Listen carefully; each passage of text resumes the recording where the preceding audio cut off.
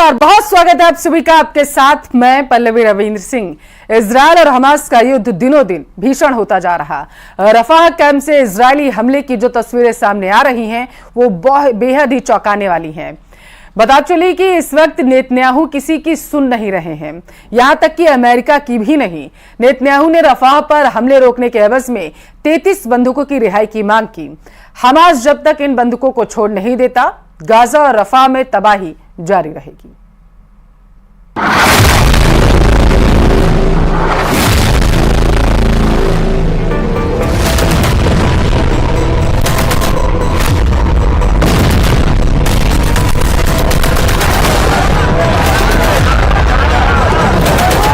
धुएं का उठता गुबार,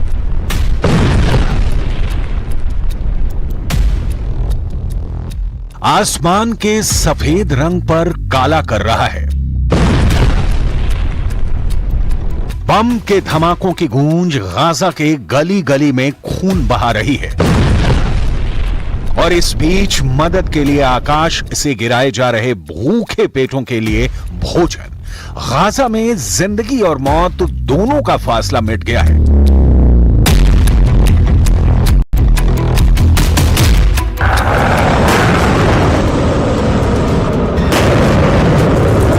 इजरायल अपनी पूरी सामर्थ्य के साथ गाजा को रौंद रहा है। प्रचंड युद्ध के आगाज के बाद गाजा के निवासी सुकून का एक पल भी गिन गिन कर जी रहे हैं। पता नहीं कब बम का गोला गिरे और जान चली जाए। गाजा की सबसे लेटेस्ट रिपोर्ट आपको आगे दिखाएंगे। उसके पहले एक चौंका देने वाली रिपोर्ट जो बताती है कि गाजा की मिट्टी बारूद से नहा चुकी है। तबाही किस लेवल पर और कितनी हुई है, ये देखकर आप सन्न रह जाएंगे। गाजा की बर्बादी के इनसाइड स्टोरी जो पश्चिमी मीडिया में छप रही है, वो दिखाने से पहले इजरायल के प्रधानमंत्री बेंजामिन नेतन्याहू के लिए एक बुरी खबर आई है, वो देख लीजिए। बेंजामिन नेतन्याहू को डर है कि आईसीसी यानी इंटरनेशनल क्रिमिनल कोर्ट उनके खिलाफ अरेस्ट वारंट जारी कर सकता है। ये कार्रवाई गाजा में इजरायली एक्शन के मामले में हो सकती है। इसके लिए दक्षिण अफ्रीका समेत अन्य देशों ने याचिका दाखिल की है।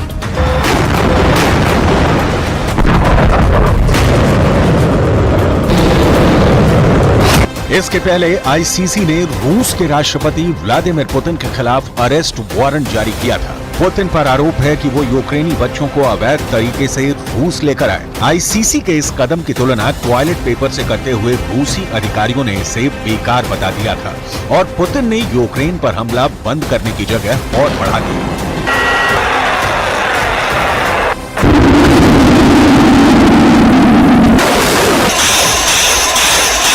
इंटरनेशनल क्रिमिनल कोर्ट की ताकत कितनी है? क्या आईसीसी पुतिन और नेतन्याहू जैसे नेताओं को गिरफ्तार कर सकता है? इसकी डिटेल आपको आगे दिखाएंगे, लेकिन उसके पहले नेतन्याहू के नए इरादे देख लीजिए। नेतन्याहू ने कहा है कि मेरे नेतृत्व में इजरायल अपनी आत्मरक्षा और अधिकार को कमजोर नहीं होने देगा। इंटरनेशनल क्रिमिनल कोर्ट के किसी भी प्रयास को हम कभी स्वीकार नहीं करेंगे। मध्य पूर्व एकमात्र लोकतंत्र और दुनिया के एकमात्र यहूदी देश के सैनिक और अधिकारियों को गिरफ्तार करने की धमकी अपमानजनक है। हम इसके आगे नहीं झुकेंगे। नरसंहार करने वाले आतंकवादियों के खिलाफ हमारी लड़ाई जारी रहेगी। हम अपनी रक्षा करना कभी बंद नहीं करेंगे।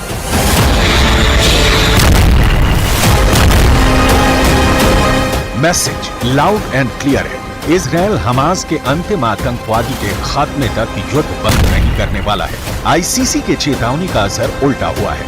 कयास लगाए जा रहे हैं कि आईसीसी के फैसले से होने वाले दबाव से ध्यान हटाने के लिए इजरायल कोई बड़ी कार्रवाई कर सकता है। ये ध्यान देने वाली बात है कि कुछ दिनों पहले ही नेतन्याहू ने ब्रिटेन और जर्मनी के विदेश मंत्रियों से मुलाकात की थी। इस मामले में मदद भी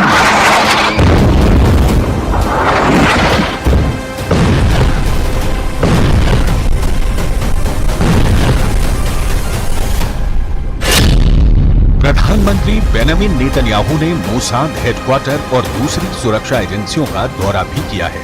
मोसाद के अधिकारियों से कहा है कि हमारे अस्तित्व पर संकट है, इसलिए मतभेदों को भुलाना होगा।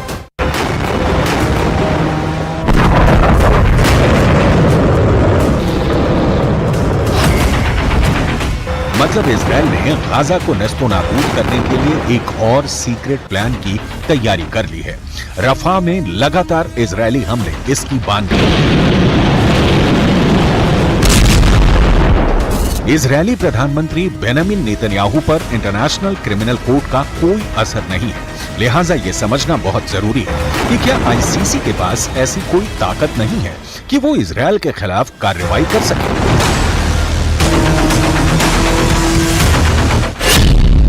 इंटरनेशनल कोर्ट अंतर्राष्ट्रीय अपराधियों के खिलाफ मामला लेता है। नीदरलैंड के हेग में इसका बेस है और कुल 123 देश इसके सदस्य हैं। 2002 में बना ये कोर्ट वॉर क्राइम, मानवीयता पर खतरे, नरसंहार और दंगे फसाद के अपराधियों पर कार्रवाई की बात करता है, लेकिन इसके पास कोई पुलिस फोर्स नहीं है, यानी सदस्य देशों पर इसके फैसले को अमली जामा पहनाने की जिम्मेदारी होती है।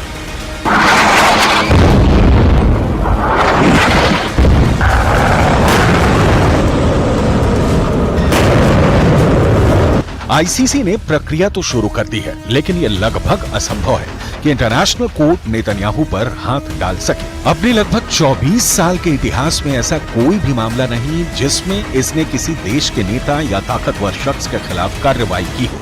तो आईसीसी भले ही फैसला सुनाए, उसे जमीन पर उतारना मुश्किल दिख रहा है। नेतन्याहू इस बीच फुल एक्शन में है और गाजा के खिलाफ जिस तरह की कार्रवाई कर रहे हैं उसका नतीजा दिखाती एक रिपोर्ट सामने आई है। इजरायल के गाजा में जारी हमलों से किस तरह का नुकसान हुआ है, इस पर संयुक्त राष्ट्र के एक शीर्ष खनन अधिकारी ने बड़ा दावा किया है।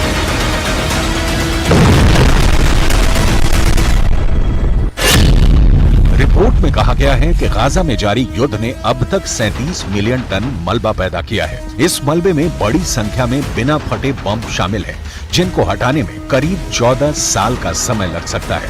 गाजा में प्रति वर्ग मीटर जमीन पर औसतन 300 किलो मलबा है। द गार्डियन की रिपोर्ट के मुताबिक गाजा में इस वक्त मलबे की जो स्थिति है उसे 100 ट्रकों के साथ हटाने का काम किया जाएगा तो इसमें 14 साल लग सकता है।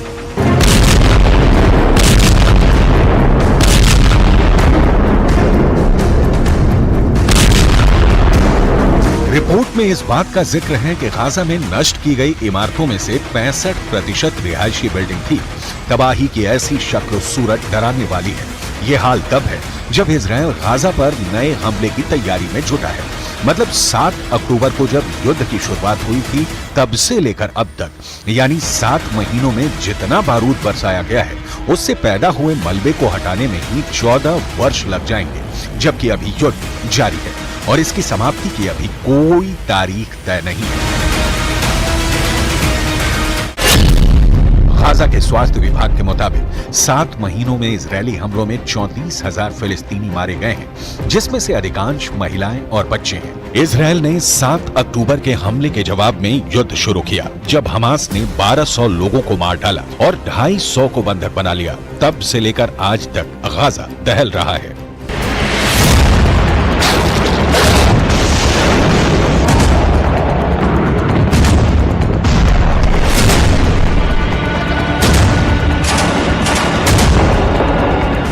लेटेस्ट रिपोर्ट बताती है कि रफा को इजरायल मिट्टी में मिलाकर ही दम लेगा।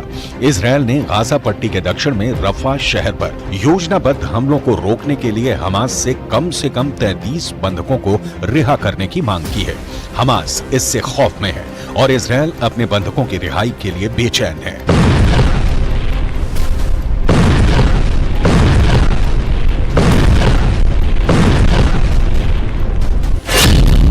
लेकिन इस बीच एक तीसरा देश मिस्र है, जिसे डर है कि रफा क्षेत्र पर हमले से नागरिक तबाही होगी। मिस्र में बड़ी संख्या में शरणार्थियों का पलायन होगा, क्योंकि रफा मिस्र के सिनाई क्षेत्र से सटा है।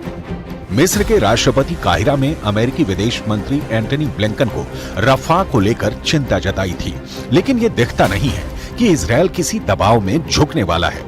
मिस्र इस कोशिश में है कि हमास पर दबाव बनाया जाए, लेकिन हमास इसके लिए 2 नेशन थ्योरी की स्वीकृति का राग अलाप रहा है, जो इजरायल को कतई कबूल नहीं होने वाला। नतीजा है कि इजरायल गाजा को मिटा रहा है।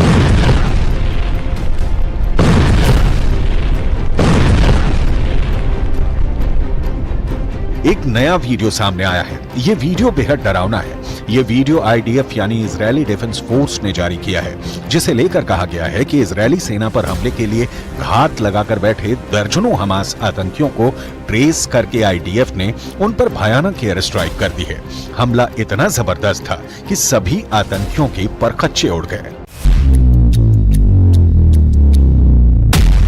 इजरायल को मानवीय संकट का वास्ता देकर हमास के खिलाफ एक्शन को रोकने के लिए अमेरिका समेत दुनिया के कई देश और संस्थाएं अपील कर चुके हैं, लेकिन प्रधानमंत्री बेंजामिन नेतन्याहू पर इसका कोई असर नहीं हो रहा है। इसका कारण है हमास का वो जलजला, जिसने इजरायल के अस्तित्व के सामने ही संकट पैदा कर दिया है। हमास के कारण ही ईरान ने अटैक किया, हमास के कारण ही लेबनान से हिजबुल्लाह का, यमन से हूथी लड़ाकों का इजरायल पर हमला हो रहा है। लिहाजा अपील दलील चाहे बेंजामिन से इंटरनेशनल संस्थाएं जितनी करें, उसका कोई प्रभाव कम से कम फिलहाल तो नहीं होने वाला दिख रहा है।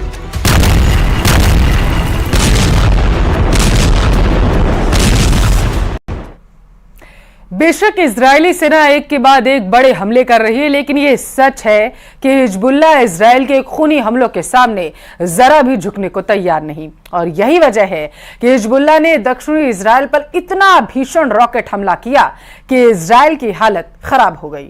पूरे इजरायल में सायरन बज रहे हैं।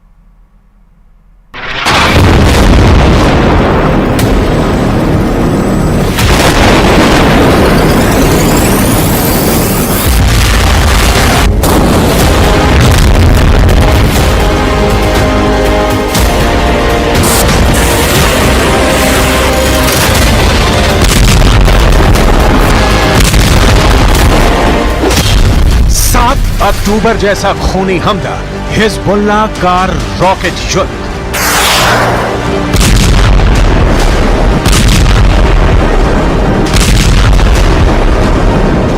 पिछले 2 हफ्ते से इजरायली सेना लेबनान से लेकर सीरिया तक हिजबुल्लाह के ठिकानों पर बेहद खूनी और खौफनाक हमले कर रही है।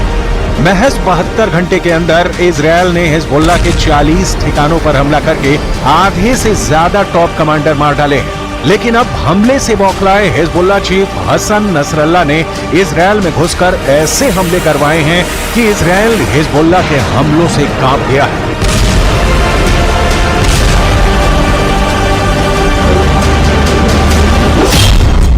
इजरायली मीडिया ने खुद माना है कि हिजबुल्लाह के लड़ाकों ने इजरायल पर रॉकेटों से भीषण हमला किया है।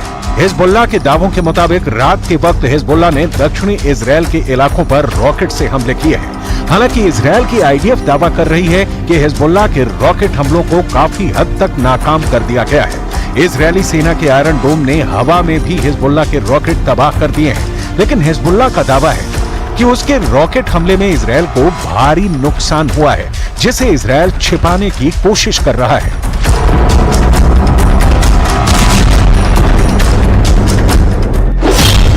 खौफ में इजरायल 40 हमलों का बदला। अब आप ये भी जान लीजिए कि हिजबुल्लाह के खौफनाक हमलों से इजरायल क्यों घबराया हुआ है।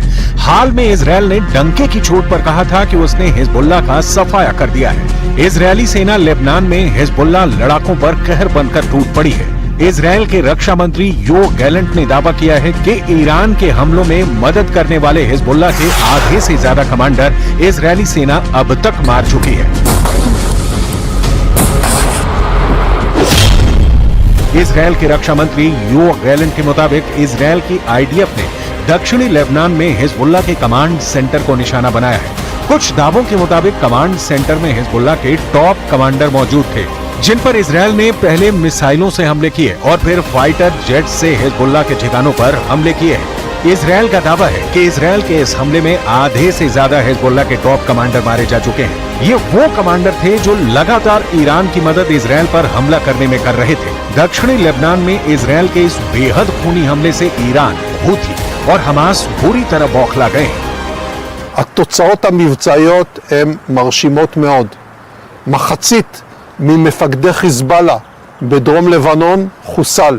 אלה האנשים שהיו אחראים על הפעולה ההתקפית, על הרצון לפגוע באזרחי מדינת ישראל. אנחנו גרמנו לכך שאו שהם מתים अब सवाल उठता है कि अगर इजरायल के दावे के मुताबिक भीषण हमले में हिजबुल्लाह को भारी नुकसान हुआ है तो उसका असर हमास और ईरान पर क्या पड़ेगा। अगर देखा जाए तो इस वक्त इजरायल की सेना ने एक बार फिर से हमास की सफाई के लिए बहुत बड़ा ऑपरेशन चला रखा है।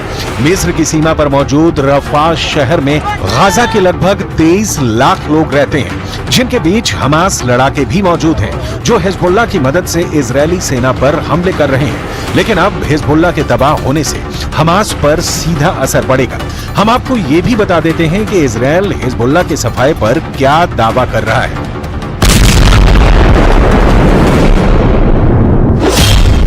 इजरायल के रक्षा मंत्री यो गैलेंट के दावों के मुताबिक आईडीएफ ने दक्षिणी लेबनान में हिजबुल्लाह के ठिकानों पर हमला किया है। दावे के मुताबिक आईडीएफ के भीषण हवाई हमलों में हिजबुल्लाह के 40 ठिकाने पूरी तरह से तबाह हो गए हैं। आईडीएफ के 40 हमलों में हिजबुल्लाह के आधे से ज्यादा टॉप कमांडर्स के मारे जाने का दावा किया गया है। आईडीएफ का यह हमला ऐता अल शाब के पास किया गया है। ऐता अल शाब और आसपास के गांवों पर 13 से ज्यादा हवाई हमले इजरायली सेना ने किए हैं, जिसमें हिजबुल्लाह के स्टोरेज और हथियारों की फैसिलिटी को भी निशाना बनाया गया है।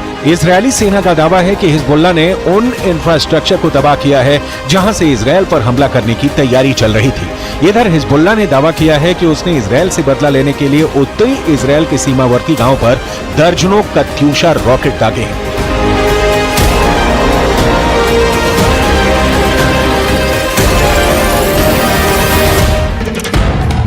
बेशक ईरान समर्थित हिजबुल्लाह को तगड़ी चोट इजरायल ने पहुंचाई हो, लेकिन हिजबुल्लाह को खत्म करना इतना भी आसान नहीं है। ईरान हिजबुल्लाह को और ताकतवर बनाकर हमले करवा रहा है। यही वजह है कि कमांडरों के मारे जाने के बाद भी हिजबुल्लाह ने इजरायल पर रॉकेटों की बौछार कर दी।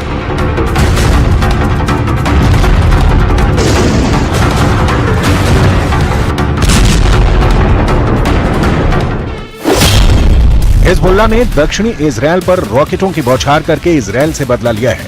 हिजबुल्लाह के दावों के मुताबिक उसने 30 से ज्यादा रॉकेट दक्षिणी इजरायल पर दागे हैं। दावा तो यहां तक किया गया है कि हिजबुल्लाह के लड़ाकों ने दक्षिणी इजरायल पर हमला करने के लिए कत्यूशा रॉकेट का इस्तेमाल किया है।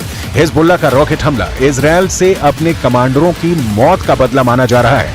हिजबुल्लाह चीफ हसन नसरल्लाह ने धमकी देते हुए कहा है कि अभी हमने अपना मुख्य हथियार नहीं निकाला है, जिस दिन निकालेंगे इजरायल का विनाश हो जाएगा। الأساسي بعد ما طلعناه، القوات الأساسية بعد ما استخدمناها. لمعلوماتكم نحن بعدنا حجز قوات مش عاملين. نحن الشباب يشتغلوا بالجبهة خدمة إجازة، يعني بيروح بيخدم وقته بيوجع على بيته، بيطلع بديله بيخدم وقته بيوجع على بيته وهكذا. ومع ذلك عاملين الإنجازات المعمولة بالشمال اللي اسألوا الإسرائيليين عنها. हिजबुल्लाह की ताजी खूनी धमकी को इजरायली सेना जरा भी हल्के में नहीं ले रही है। 7 अक्टूबर से इजरायल और हमास के बीच युद्ध शुरू हुआ है। लेबनान से हिजबुल्लाह की तरफ से लगातार हमले इजरायल पर हो रहे हैं। ये हमले उस वक्त बेहद तेज हो गए जब ईरान ने 13 अप्रैल को 350 से ज्यादा ड्रोन और मिसाइलों से इजरायल पर हमला किया था। ईरान ने 60 टन से ज्यादा बारूद का इस्तेमाल इजरायल पर हमला करने में किया था। हालांकि इजरायल ईरान के खूनी हमले से तो बच गया, लेकिन हिजबुल्लाह ने इजरायल पर हमले तेज कर दिए। इधर इजरायली पलटवार में लेबनान में अब तक 380 लोगों की मौत हो चुकी है। इसमें ज्यादातर हिजबुल्लाह के लड़ाके हैं। अब इजरायल के साथ दिक्कत यह है कि वो 3 फ्रंट वॉर के बीच घिर गया है। एक तरफ हमास है, दूसरी तरफ हिजबुल्लाह और तीसरी तरफ हूथी है जो इजरायल पर समंदर के जरिए हमले कर रहा है। अमेरिका इजरायल पर हूथी का हमला। जिस वक्त इजरायली सेना गाजा और रफा में चुन चुन कर हमास के लड़ाकों को मार रही थी, उस वक्त हिजबुल्लाह उत्तरी इजरायल पर लेबनान की तरफ से भीषण हमले कर रहा था। जिस वक्त इजरायल हिजबुल्लाह के 40 ठिकानों पर हमला करके उसके आधे से ज्यादा टॉप कमांडर्स को मार रहा था, ठीक उसी वक्त लाल सागर में यमन के हूथी विद्रोही नौसेना मिसाइलों से अमेरिका और इजरायल के लड़ाकू युद्धपोत पर भीषण हमला कर रहे थे। मिडल ईस्ट और पश्चिम एशिया में इस वक्त इजरायल अमेरिका की शह पर कोहराम मचाए हुए है। लेकिन ये भी सच है कि ना तो हमास, ना हिजबुल्लाह और ना ही हूथी के लड़ाके हमला करने से चूक रहे हैं। और इसके पीछे की सबसे बड़ी वजह है ईरान, जो इजरायल के वजूद को खत्म करने पर आमादा है। अब आप ये देखिए कि भारी हथियारों से लैस अमेरिका और इजरायल के जंगी जहाजों पर हूथी ने कैसे हमला किया है। ईरान समर्थित हूथी विद्रोहियों ने फिलिस्तीन और हिजबुल्लाह पर हुए हमलों का बदला लाल सागर में लिया है। हूथी के दावे के मुताबिक हूथी ने मिसाइलों से अमेरिका और इजरायल के जंगी जहाजों पर हमला किया है। जानकारों के मुताबिक 2 हफ्ते बाद हूथी का ये पहला बड़ा हमला अमेरिका और इजरायल के खिलाफ बताया जा रहा है। हूथी के मिसाइल हमले में अमेरिका और इजरायल के जंगी जहाजों को नुकसान की खबर है। दावा तो यहां तक किया जा रहा है कि हूथी के मिसाइल हमलों को रोकने में अमेरिका और इजरायल की नौसेना नाकाम साबित हुई है। हूथी के इस हमले ने साबित कर दिया है कि ईरान समर्थित हूथी मिडिल ईस्ट और पश्चिम एशिया में इजरायल और पश्चिमी देशों के लिए बड़ा खतरा बन चुका है। हमास और हिजबुल्लाह के लड़ाके जहां जमीन के जरिए ज्यादा हमले कर रहे हैं, तो वहीं हूथी विद्रोही समंदर के रास्ते हमले कर रहे हैं। यही वजह है कि अमेरिका और ब्रिटेन ने मिलकर यमन में हूथी विद्रोहियों पर पिछले 3 से 4 महीने में कई दर्जन भयानक हवाई हमले किए हैं। हूथी विद्रोहियों का आरोप है कि अमेरिका और ब्रिटेन ने मिलकर यमन के करीब 424 ठिकानों पर हवाई हमले किए हैं, जिसमें कई दर्जन लोग मारे गए हैं। यही वजह है कि अब हूथी विद्रोहियों ने हमले तेज कर दिए हैं।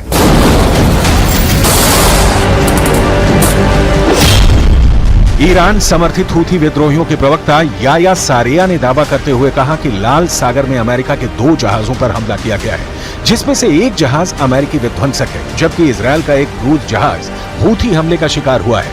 हूथी ने अमेरिका और इजरायल के जहाजों पर नौसैनिक मिसाइलों से हमला किया है। हूथी के दावे के मुताबिक उसके हमले में अमेरिकी जहाज मैस यॉर्कटाउन, अदन की खाड़ी में एक अमेरिकी विध्वंसक और हिंद महासागर में इजरायली जहाज MSC वेराक्रूज को निशाना बनाया गया है। نفذت القوات البحرية في القوات المسلحة اليمنية عملية عسكرية استهدفت سفينة ميرسك يورك تاون الأمريكية في خليج عدن بعدد من الصواريخ البحرية المناسبة وكانت الإصابة دقيقة بفضل الله। कुल मिलाकर गाजा युद्ध पूरे मिडिल ईस्ट और पश्चिम एशिया के युद्ध में बदल चुका है। इजरायल एक ऐसी जंग में फंस चुका है जिसके अंत की तारीख दूर दूर तक नहीं दिख रही है। ये जंग अब सर्वनाश के साथ ही खत्म होगी।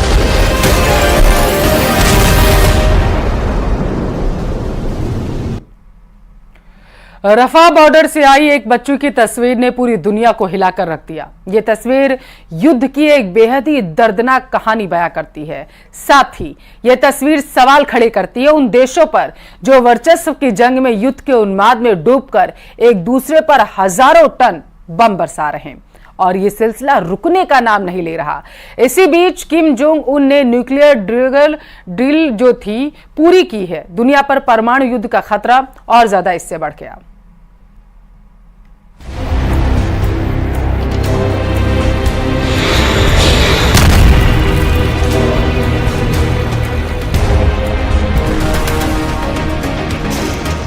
ये बारूदी विध्वंस कब रुकेगा? इस त्रासदी से इंसानियत कैसे बचेगी? क्योंकि इस आजमाइश ने अगली पीढ़ी को संकट में डाल दिया है। मौत का ये तमाशा कितना विनाशकारी है, बस इस नन्ही सी जान को देखकर समझ लीजिए, क्योंकि एक जोरदार धमाका हुआ और इस बच्ची का सब कुछ छिन गया।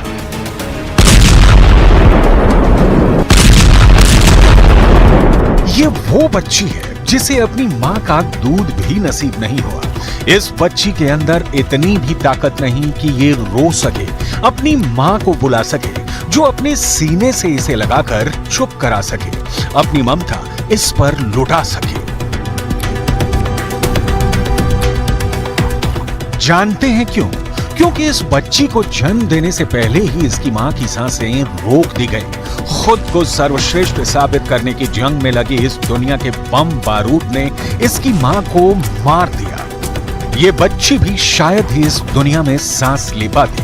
वो तो शुक्र हो उन डॉक्टरों का जिनकी नजर शवों के बीच में पड़ी इसकी मां पर पड़ी, जिसके बाद डॉक्टरों को पता चला कि ये महिला 30 हफ्तों की गर्भवती है। डॉक्टरों ने तुरंत ही बच्ची की मां का ऑपरेशन किया और बच्ची को बचा लिया गया। जिस वक्त बच्ची को बचाने के लिए डॉक्टर जद्दोजहद कर रहे थे, उस वक्त उसकी मां का बदन ठंडा पड़ चुका था। बच्ची की मां बेजान हो चुकी थी, सांसों ने उसके शरीर का साथ छोड़ दिया था, वो मर चुकी थी।